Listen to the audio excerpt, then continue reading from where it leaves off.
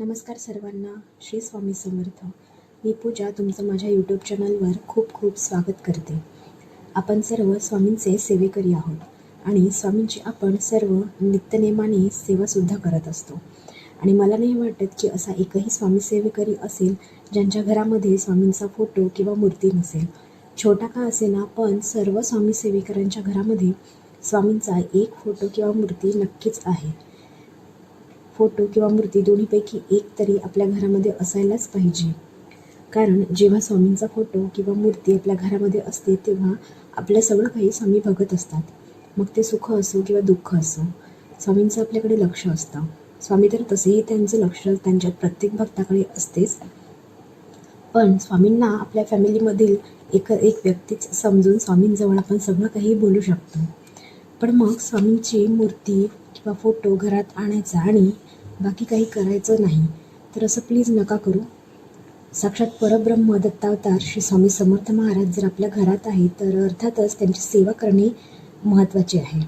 थोडे काही छोटे छोटे नियम आहे जे आपल्याला पालन करणे गरजेचे आहे जेव्हा स्वामी आपल्या घरामध्ये असतात. कारण स्वामींना प्रिय असणाऱ्या गोष्टी आपण नेहमी स्वामींना अर्पण करत असतो. स्वामींना प्रसन्न करण्यासाठी आपण स्वामींची खूप सेवा करत असतो, उपाय करत असतो. पण काही चुका आहेत ज्या आपल्या हातामधून होत असतात आणि जर त्या चुका आपण करत असू तर स्वामी आपल्यावर कधीच प्रसन्न होणार नाही. तर स्वामींच्या पूजेमध्ये काही चुका आपल्याला कटाक्षाने टाळायच्या आहेत. जसे की प्रत्येक गुरुवारी आपण स्वामींच्या फोटोला किंवा मूर्तीला छान हार फुलांनी सजवतो, फुले वाहतो, वेगवेगळ्या प्रकारचे फुलांचा हार बनवतो, हार स्वामींच्या फोटोला घालतो. पण मग तो हार आणि फुले कधी कधी पुढल्या गुरुवारपर्यंत तशीच स्वामींजवळ राहतात किंवा हार तसाच स्वामींच्या फोटोवरच राहतो. म्हणजे गुरुवारीच आपण तो हार चेंज करतो, तेव्हा जुना हार काढतो आणि नवीन हार फोटोला चढवतो गुरुवारी. तोपर्यंत तो जो चढवलेला हार आहे तो तसाच कोमेजलेल्या अवस्थेत सुद्धा स्वामींच्या फोटोवरच तसाच राहतो. तर ही गोष्ट स्वामींना नक्कीच प्रसन्न करत नाही. अर्थातच स्वामी महाराजांना फुले खूप आवडतात. आपल्या सर्वांना माहिती आहे स्वामींना चाफ्याची फुले खूप आवडतात. पण जर आपण स्वामींना हार किंवा फुले अर्पण करत आहोत आणि ते 4-4, 5-5 दिवस जर तसेच स्वामींजवळ राहत असेल तर हे नक्कीच चुकीचं आहे. ते हार फुले दुसऱ्या दिवशी न चुकता काढून ठेवावं आणि निर्माल्यामध्ये टाकावं. बघा, आपल्या घरामध्ये स्वामींचा फोटो आहे, मूर्ती आहे, स्वामी त्या स्वरूपामध्ये आपल्या घरामध्ये आहेत. तर अशा वेळी रोज सकाळी जेव्हा आपण कोणत्याही कामानिमित्त किंवा जॉबसाठी किंवा इतरही कोणत्याही महत्त्वाच्या कामानिमित्त जेव्हा घराबाहेर पडत असतो तेव्हा रोज महाराजांना आपल्याला मुजरा करूनच बाहेर पडायचं आहे.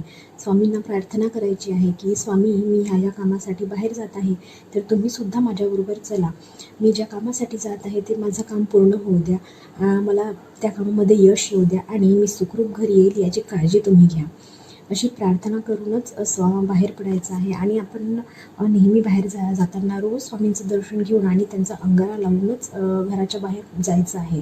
आणि ही सवय घरातील लहान मुलांना सुद्धा लावायची आहे.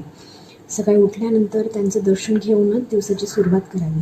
त्यामुळे तुमचे दिवसभरातील सर्व कामे अगदी व्यवस्थित पार पडतील आणि तुमचा दिवससुद्धा खूप आनंदाने जाईल.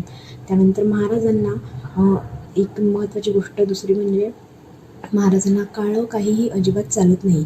तुमच्या देवघरामध्ये सुद्धा काहीही काळं असता कामा नये. मग काळ्या रंगाचा तो कापड असो किंवा कोणती वस्तू असो, काहीही काळं वस्तू कोणतीही स्वामींना अजिबात चालत नाही. आपण सुद्धा काळा रंग घालायचं टाळायचं आहे आणि देवघरामध्ये सुद्धा काहीही काळ्या रंगाचं असू नये याची आपल्याला काळजी घ्यायची आहे. तसं तर कोणत्याच देवाला तसं काळं चालत नाही, पण स्वामी महाराजांना सुद्धा कुठलीही काळी वस्तू, काळा कापड हे स्वामींना आवडत नाही. त्यामुळे ही गोष्टसुद्धा स्वामींना अजिबात प्रसन्न करत नाही. त्यामुळे काळा रंग हा आपल्याला नक्कीच टाळायचा आहे. आपण स्वामींना प्रसन्न करण्यासाठी एवढी सेवा करतो, उपासना करत असतो, पण ह्या जर काही छोट्या छोट्या चुका आपण करत असू तर स्वामी अजिबात प्रसन्न होणार नाहीत. ज्याप्रमाणे सुकलेली फुले स्वामींना प्रसन्न करत नाही, त्याचप्रमाणे काळं वस्त्रसुद्धा स्वामींना अजिबात आवडत नाही.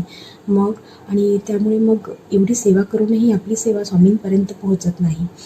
रोज सकाळी स्वामींचा जर फोटो तुमच्याकडे असेल तर रोजच्या रोज तो सकाळी फोटो स्वच्छ झाला पाहिजे. स्वच्छ कपड्याने तो रोज आपल्याला पुसायचा आहे. फोटोला रोज दीपाने ओवाळायचं आहे आरती करणे जर शक्य असेल तर उत्तम, पण जर नसेल वेळेअभावी शक्य तरी किमान गुरुवारी तरी सकाळी किंवा संध्याकाळी तुमच्या वेळेच्या अकॉर्डिंग तुम्ही आरती एकदा तरी आरती स्वामींची नक्की घरामध्ये करायची आहे. एवढी सेवा तर कमीत कमी झालीच पाहिजे. फोटो असेल आपल्या घरात तर किंवा जर तुमच्या घरामध्ये काही त्याच्यानंतर तुमच्या घरामध्ये जे काही बनत असेल जेवणात, भाजी भाकरी असो, भात वरण भाजी, जे काही तुम्ही रोज जेवण करत असाल तर ते रोज स्वामींना नैवेद्य दाखवायचा असतो. अगदी गोडाधोडाचंच करणं असं जरुरी नाही, पण साधं भात वरण भाजी पोळी देखील तुम्ही जे काही रोज बनवता ते स्वामींना आधी नैवेद्य दाखवायला गेलाच पाहिजे रोजच.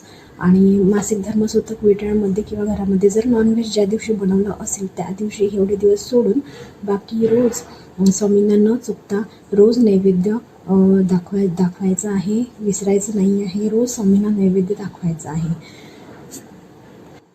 त्यानंतर आणखी एक महत्त्वाची गोष्ट म्हणजे बऱ्याच घरांमध्ये बऱ्याच लोकांकडे स्वामींची मूर्तीसुद्धा असते.